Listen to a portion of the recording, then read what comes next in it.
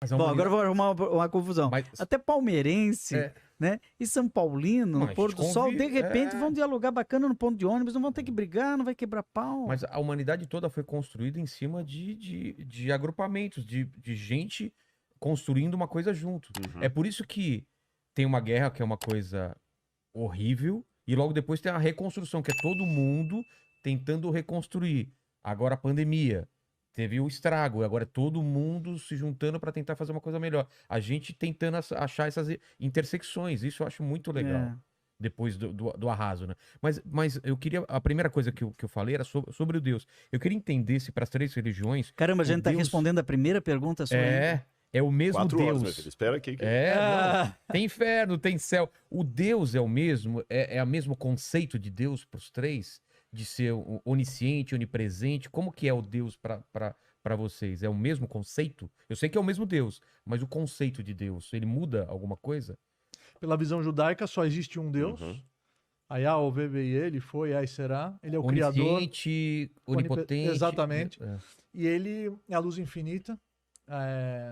Muitas vezes nós não entendemos ele, porque eu não vou servir um Deus que eu entendo ele. Se eu entendo ele, eu sou igual a ele, Uhum. disse um grande sábio uma vez. E ele é a base, a fé. A fé, na verdade, é você vivenciar, mesmo quando você não entende o porquê. O rei Davi escreve, Vemunatcha baleilot. A fé ela entra em vigor quando? Baleilot, de noite, quando está escuro, e as coisas saem do roteiro, você não está entendendo o porquê, nesse momento você tem que ter a fé e confiar que existe uma força maior que está por detrás de tudo e de todos e que está te levando para o endereço que você tem que chegar. Inclusive, a nossa existência física pelo judaísmo é uma etapa, porque a vida, ela começa depois. Aqui é só uma preparação. Um dos grandes cabalistas, que foi o Ramchal, o Mesilat Yesharim, Rav Moshe Chaim Luzzatto, ele escreve que esse mundo é um corredor e o mundo vindouro é o grande salão. Então nós estamos aqui para plantar, para depois poder colher aquilo que é a conexão maior, a proximidade com essa luz infinita. Agora, por que então nós precisamos vir para cá? É. Por que não já nascer direto lá? Porque isso tem que ser de uma forma meritória. Uhum. Existe a meritocracia, o livre-arbítrio. Você ter uma força que te puxa para um lado e uma força que te puxa para o outro, e você escolher, optar, fazer o que é certo, apesar de uma má inclinação que existe dentro de cada um de nós, que vai te puxar, que vai tentar te desviar, que são os testes, as adversidades da vida, que revelam a nossa força, que revelam o nosso caráter. Por isso que quando Deus criou o anjo da morte, ele falou, Tov Meod, é muito bom, porque ele vai te mostrar que você não está aqui para sempre, que existe um tempo limitado, isso vai dar uma razão para você aproveitar cada dia da sua vida para existência. construir, exatamente, para fazer com que aquele dia jamais acabe. Como é que você vai fazer um dia jamais acabar? Criando algo de significativo nele. Agora, alguém poderia dizer assim, não, mas então o padre virou judeu, né? E agora o pastor virou católico, né? Ou o padre virou pastor. Não, calma. Nós temos diferenças, não é? Então, o que o cristianismo tem como uma palavra típica? O que o cristianismo trouxe que agregou algo a uma certa tradição judaica, né? O judaísmo tem uma percepção de que esse Deus é presença. Quem ama se faz presente. Um grande biblista católico, Carlos Mesters, Sim. né? Que o Rodrigo conhece muito bem. Ele é um holandês que é mais brasileiro que nós todos juntos. Ele se deu o cuidado de contar quantas vezes na Bíblia, Antigo e Novo Testamento, Primeiro e Segundo Testamento, quantas vezes está escrito que Deus está conosco. Eu estou contigo, né? Eu estou no meio de vós. A liturgia católica diz, o Senhor esteja convosco, Ele está no meio de nós. Ele contou 3.000 vezes.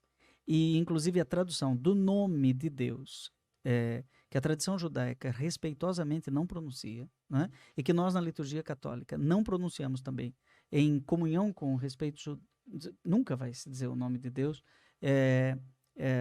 numa liturgia, numa missa, você nunca vai ouvir, mas o tempo inteiro se diz, o Senhor esteja convosco, Ele está no meio de nós. Esse é o nome de Deus, não é?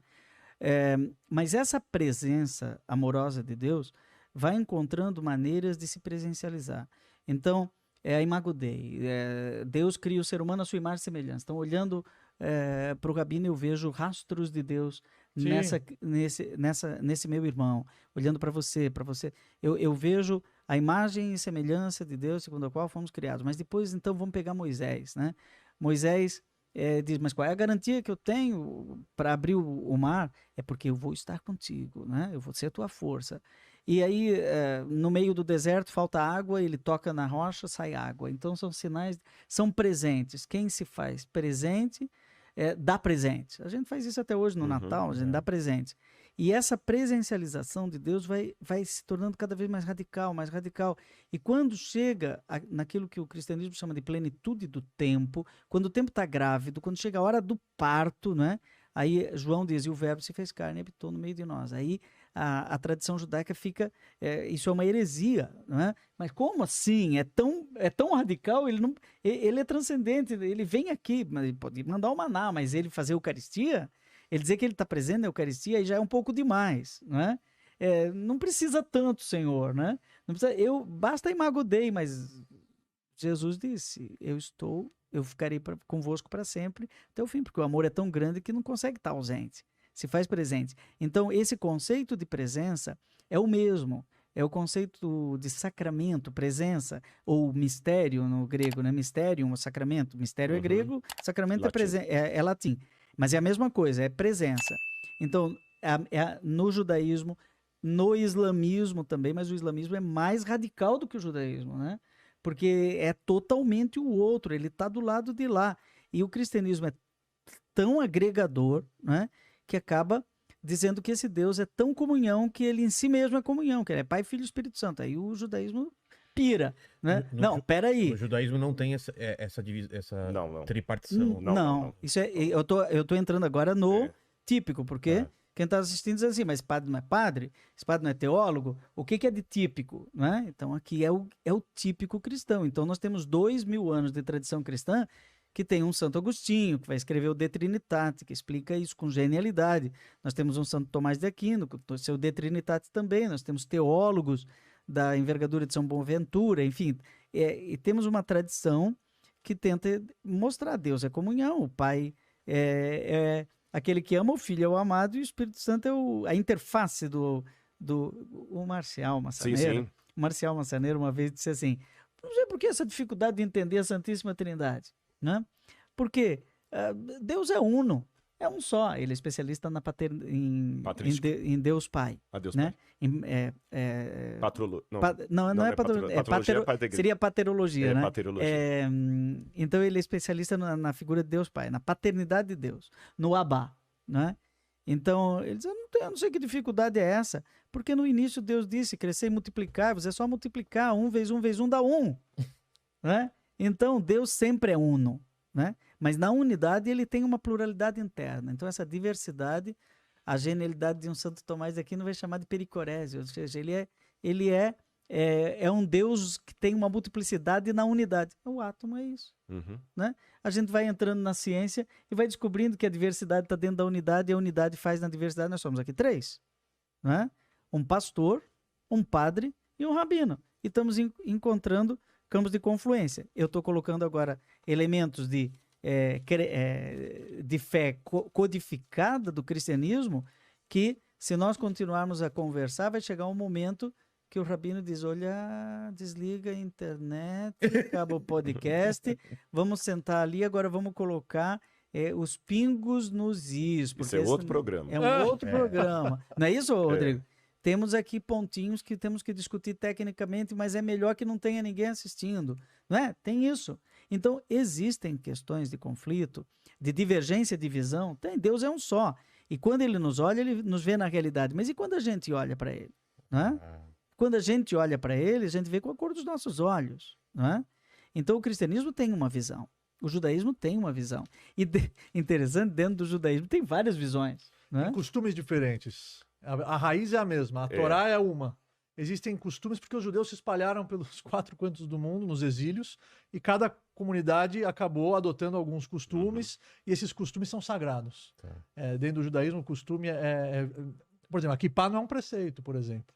Não é uma mitzvah da Torá, kippah, mas virou algo que é um costume que virou lei. Quer dizer, você não vai ver um judeu praticante sem equipar.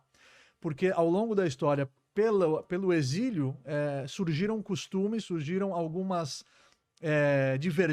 diferenças, mas não na regra principal. Você pode discutir, por exemplo, se foi impedimento ou não, mas que existe a regra do impedimento, ninguém vai Sabe como chama equipar pro cristão? Solidel. Solidel, padre. Então você tem muitas diferenças, os judeus Ashkenazim, os judeus Sefaradim, os judeus que vieram da Europa, os judeus que foram lá para a Espanha. Cada um tem a sua característica, a sua culinária. Mas teve alguém que... Mas a raiz é a mesma. Quem tentou mudar, não existe mais. É mesmo? Acabou. Tem até uma história que eles contam, que uma vez um judeu ficou náufrago numa ilha. Ele ficou náufrago numa ilha e sobreviveu. E depois de um tempo, um navio passou e achou o judeu ali e viu que bacana. Ele havia construído 2 sinagogas, né, para reforçar a fé dele. Aí eu pensei, mas que bacana, você manteve os seus princípios, mesmo solitário numa sinagoga, você construiu a sinagoga. Agora a gente não entendeu uma coisa. Construir uma sinagoga, a gente até entende, mas para que 2? Ele falou, para eu ter certeza em qual que eu não entro.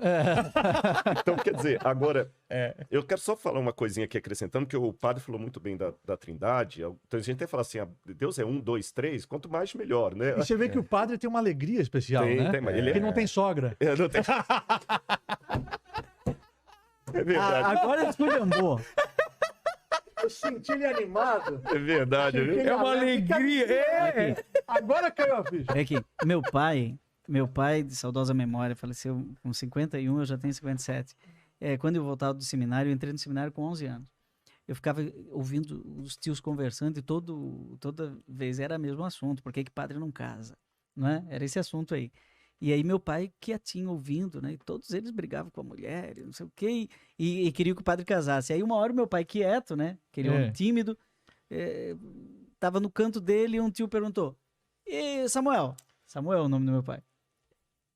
Meu avô era Samuel Jacó Reich. Teu avô paterno ou materno? Se for materno, você é judeu. Não, depois a gente conversa. Ele é materno? Samuel Jacó Reich. A gente vai subir depois. Samuel Jacó Reich. Eu só tenho uma avó que era Reich. Qual país? Hã? Qual país era? Polônia ou Alemanha? Não, Alemanha. Alemanha. Alemanha. Alemanha. O meu chama Sonnenreich, também da Alemanha, em Leipzig. Foi um milagre que nós... Bom, depois a gente E aí o meu pai disse assim, o meu tio disse, Samuel, tu não concorda que o padre devia casar? Ele, eu não tenho nada contra. Não tenho nada contra os padres. Como quem diz assim, vocês estão reclamando da mulher e querem que o padre case? Você quer uma coisa que não é boa pra você quer desejar pra ele, né? Tipo, deixa eu só colocar um Mas teve briga, depois minha mãe brigou com ele. Tá, claro. Né? Paulo também, eu não quero multiplicar as palavras sobre a Trindade, o padre colocou já muito bem aí. Tem mais um detalhe, tem uma diferença também na compreensão. Eu vou falar de um judeu chamado Paulo em relação a outros judeus da época. Porque o cristianismo nada mais é do que uma dessas divisões do judaísmo. A gente não pode negar as nossas raízes judaicas. A pior coisa que houve no cristianismo... Sim, porque Jesus era judeu. E aí, a pior coisa que houve no cristianismo medieval é dizer que ser cristão é não ser judeu. Eu tenho até uma posição comigo, talvez o meu amigo Padre Joãozinho vai discordar, mas tem até uma tese na Gregoriana sobre isso, de Samuel Bacchiocchi, que a troca do Shabat pelo domingo se deu nos primeiros séculos por um antissemitismo. Quando você pega algumas igrejas cristãs ali que queriam a todo custo provar que eles não eram judeus. E começaram então a se reunir num dia depois do Shabat. Mas Paulo, na época, já sentia essa dificuldade, Joãozinho, de testemunhar para um judeu o que aconteceu com ele de Yeshua. E Paulo descreveu o seguinte, em 1 Coríntios 1, verso 18. Certamente a palavra da cruz é loucura, né? E ele fala o seguinte, nós pregamos a Cristo crucificado, escândalo para os judeus e loucura para os gentios, tá certo? E quando a gente vai para Romanos, vem a principal diferença. Tá falando da linguagem da cruz, né? Exatamente. Eu vou deixar até a minha cruz aqui. A cruz é loucura. Vou colocar a cruz aqui no meio. E não é só pro judaísmo da época, não. Porque na época que Paulo escreveu isso, cruz era uma coisa tão terrível, que tem um texto de Cícero tentando defender um homem chamado Rabirus.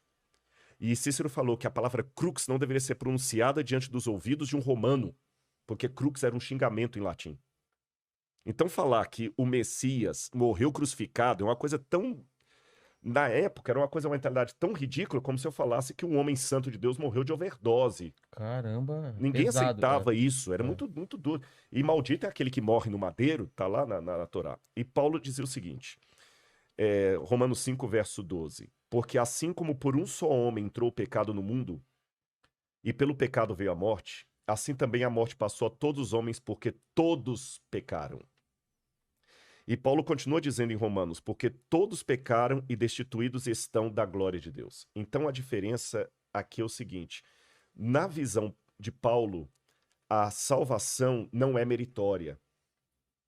O Rabino foi muito coerente com realmente o pensamento judaico. É meritório. Eu guardo a Torá, ou a lei, para ser salvo. Na compreensão paulina, as minhas obras não podem... Não é para ser salvo. Aham. Quando Deus criou o ser humano na sua imagem e semelhança, ele Uhum. colocou características divinas dentro desse ser humano. Uhum. A fala, o intelecto.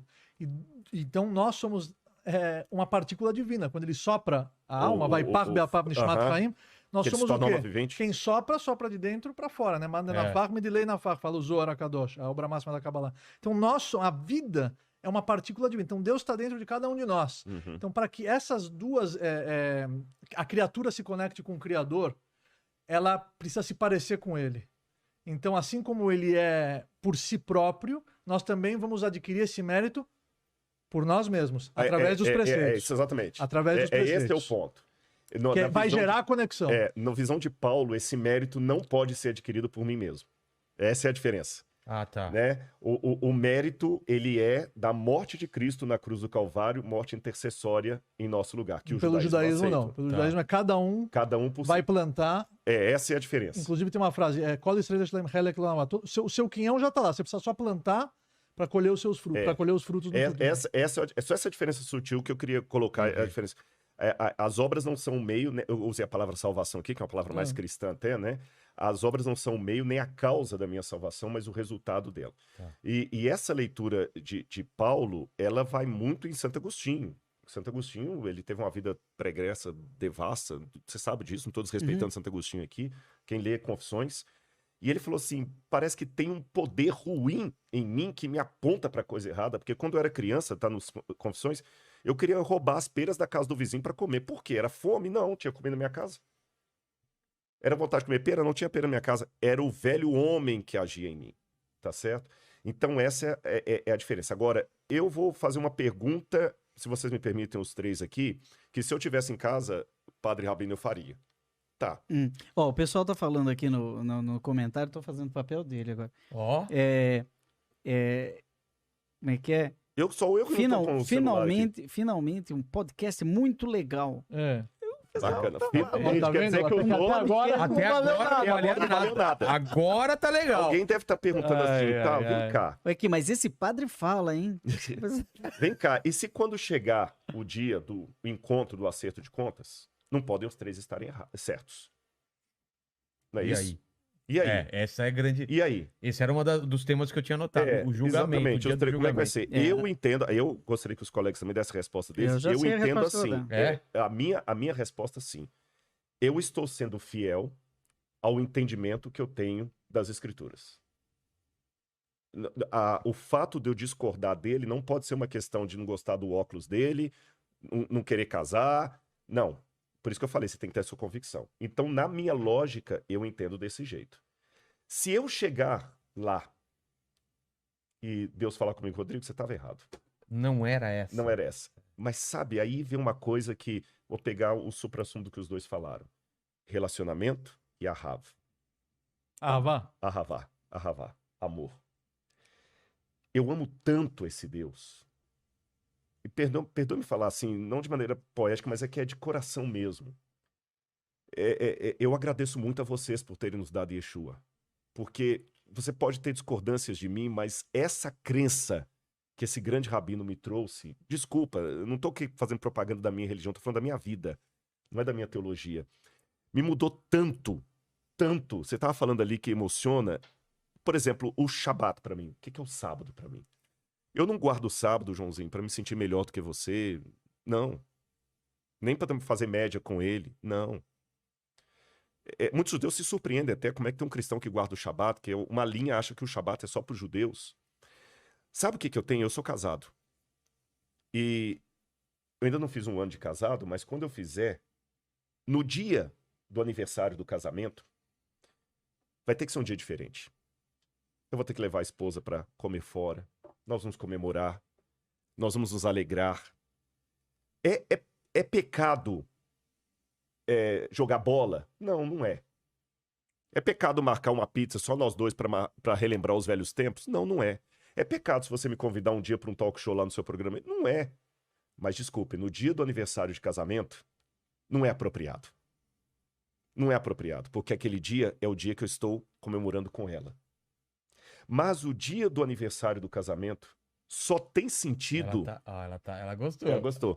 O dia do aniversário do casamento só tem sentido se eu tiver um casamento bom 364 dias no ano. Não adianta só esse dia. Porque aí eu chego nesse dia, eu tenho que comemorar.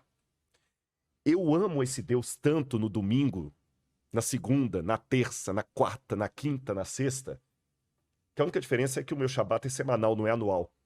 Quando chega no Shabat, eu tenho alegria de dizer para as pessoas, eu tenho um Criador, eu amo. Agora, o Shabat só tem sentido na minha vida se eu ando com ele nos outros 6 dias. E ele acaba sendo um presente, que ele é um templo no tempo. Eu não preciso ir a lugar algum. O Shabat vem onde eu estiver.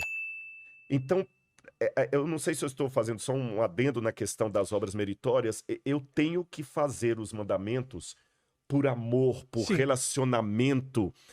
E se eu chegar lá no céu e ele falar comigo, Joãozinho, Rodrigo, você estava errado, era o domingo. Mas eu amo tanto. Vocês estão entendendo que... A ideia é essa. A ideia é essa.